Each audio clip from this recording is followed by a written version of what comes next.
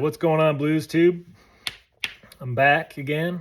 I got a little lesson here. I got a C harmonica, and we're playing in second position in the key of G. And this is a MCCD Sessions backing track. You can find it on YouTube. It's called the Smooth Shuffle in G. I'll put a link to it down in the description so you can jam along. But anyways, I had an idea, and it was kind of based off this backing track, but you can really apply this to pretty much any kind of blues. And if you're ever wondering what should you play when the band is playing, like if someone else is singing or taking a solo and you don't want to just stand there and look like a crazy person. So you can either put your mic down and your harp down and go get a beer, or you can figure out some stuff that you can play along to kind of accompaniment to provide, something to the sound, but not interrupting anyone while they're doing their thing. So we got, really it's 4 licks. I got a whiteboard here. First time with the whiteboard. I got a little stick. But anyways, really it's 4 licks. And then they're transposed, what's called transposed over each chord change. So, real quick, these are the licks here. And these are all different licks that land on different chord tones of the blues. So the first lick here lands on the root, ends on the root. The second lick ends on the third. The third lick ends on the 5th. And the 4th lick ends on the flat 7. And then, like I said, these are transposed over each chord of the blues. So you got your 3 chords here, your 1-7, 4-7, 5-7. In this case, we're in the key of G, 12 bar in the key of G. Our 1 chord is G7. You can see there, 1 chord is G7, which is spelled out G, B, D, F. The 4 chord is C7, which is spelled out C, E, G, B flat. And the 5 chord, D7, is D, F sharp, A, C. And then over each lick here, I've written the relative scale degrees to each chord. So, this lick over the 1 chord, that's the 5th, flat 7, and root of the 1 chord. You could play it, I think in the intro there I was playing it with a quarter note. I've got the rhythm written out of what the lick is over here. So it starts on beat 4. It's a little what's called a pickup. It starts on beat 4 of the previous measure. Da, da, da. Da, da, da. Now you could play that second note as a quarter note or 2/8 notes. Really, you could vary them if you wanted to, or if you wanted to change it up a little bit. So, all right, that's over the 1 chord. And then over the 4 chord, for the 5, flat 7 root lick, we go, that is 2 draw, 3 draw half step, 4 blow. And then we transpose the same thing over the 5 chord. 3 draw, whole step bend, 4 blow, 4 draw. So let me play those with the backing track. I'm going to slow the backing track down just a little bit so I can remain somewhat coordinated. And I'll point to the licks that I'm playing. I'm just going to do the first one, which is right here. All right.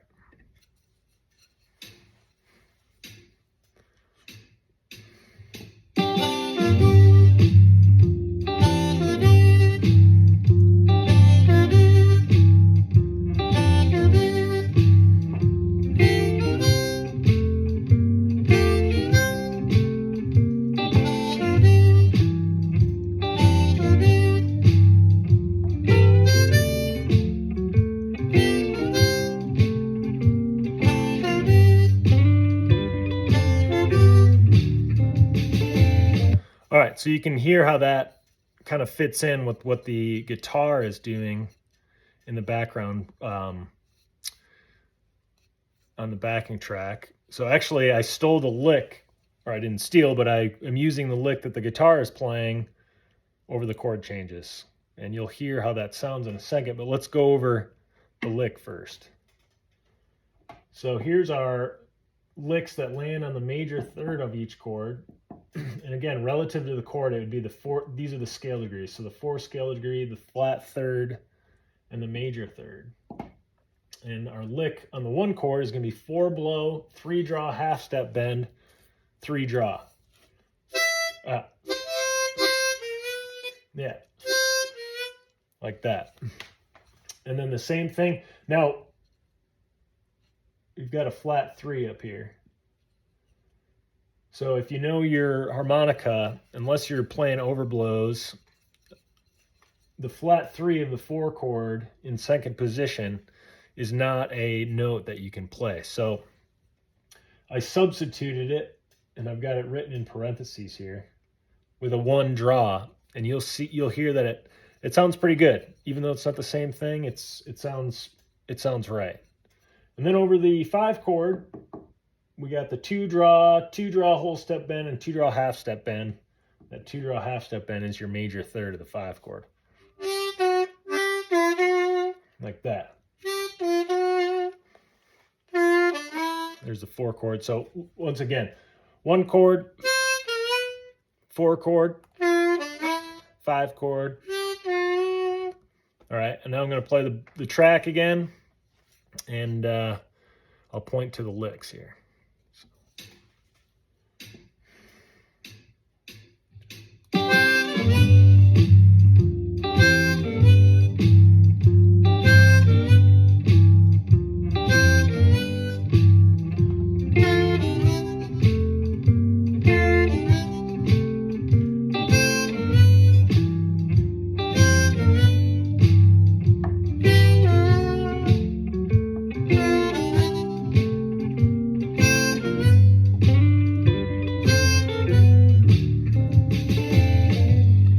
All right. So hopefully you'll get something from this. What I would recommend is you work on one for a week or two at a time, and just memorize them. Bonus would be to understand that you're ending each lick on the root notes of the chords. But if you can just remember to play these in the right spot, it's going to sound pretty good.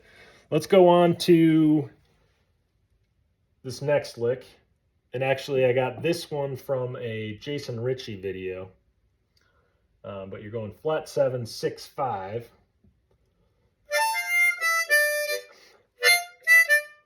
So that's over the 1 chord, 5 draw, 5 blow, 4 draw. Transposed over the 4 chord, 3 draw, half step bend, 3 draw, whole step bend, 2 draw. And then over the 5 chord, 4 blow, 3 draw, whole step bend.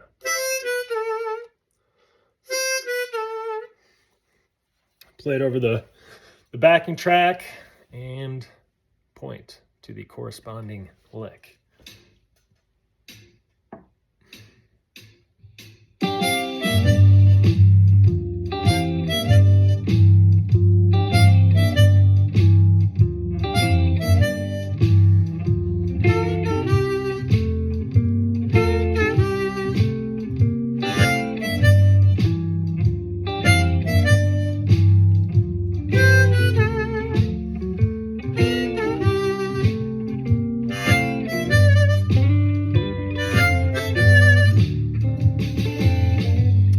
All right, a little uncoordinated there, but I think you're going to be able to figure it out. And then for the last one, the flat 7, lick ending on the flat 7 of each chord, I just reversed that lick. So first one is 4 draw, 5 blow, 5 draw over the 1 chord. Second one is 2 draw, 3 draw whole step bend, 3 draw half step bend. And then over the 4 chord, or the 5 chord, it is 3 draw whole step bend, 3 draw 4 blow.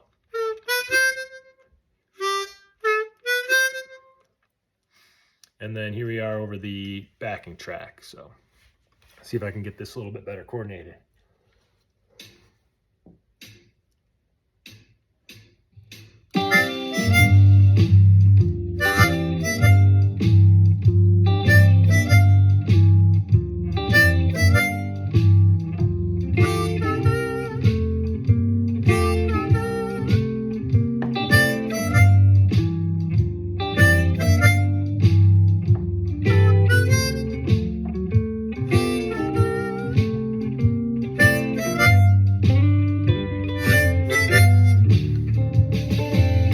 All right, so you can hear how that sounds. You're supporting the band. You're not really playing a solo there or anything.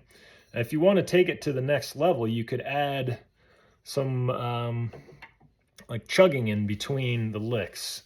So, for instance, we'll do this lick, and we'll add chugging in between. And actually, it sounds pretty good without the backing track. So you could just do this as a solo harmonica thing, but.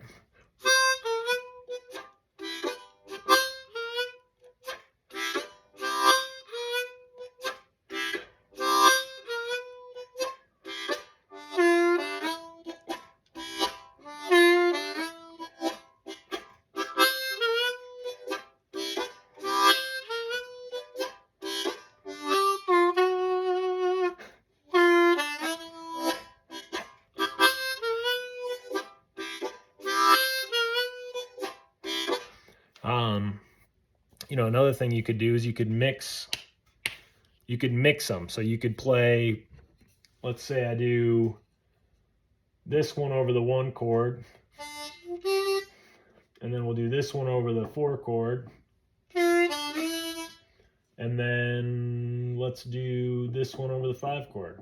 So this one over the 1, 4, 5. Let's see how that sounds. Let's try it just chugging.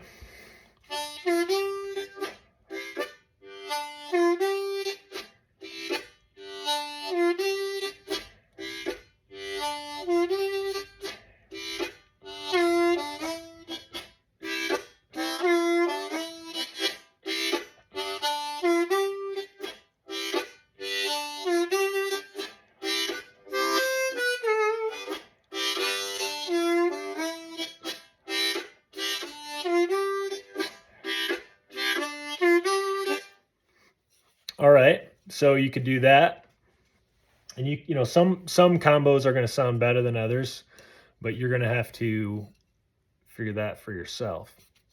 One other thing you could do is you could mix them within the same bar, and I'm thinking in terms of like play a 1 chord lick.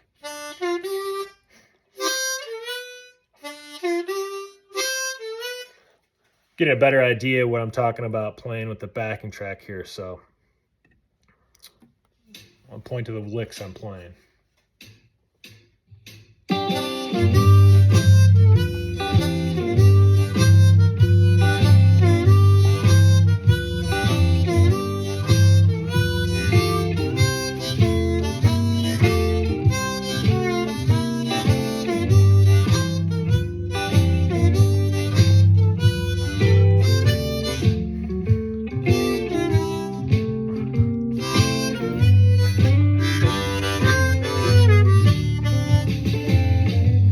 All right, a little improv at the end there.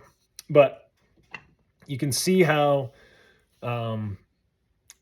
working on something like this can be very useful, not only for accompaniment playing, but for even your improvising, learning where all the root notes and where the chord tones are over each chord. This outlines all the chords.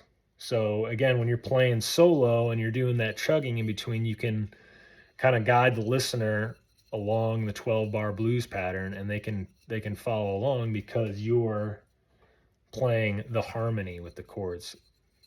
This is something that Jason Ritchie talks about all the time in his videos, going to chord tones, soloing. And like I said, I took this lick right here from one of his videos. And yeah, so this is pretty cool. Let me know what you guys think. Leave something in the comments or email me or something, whatever. Yeah, this is my first time using the whiteboard. Let me know if my handwriting's horrible and I need to make it better. But yeah, until next time, have fun.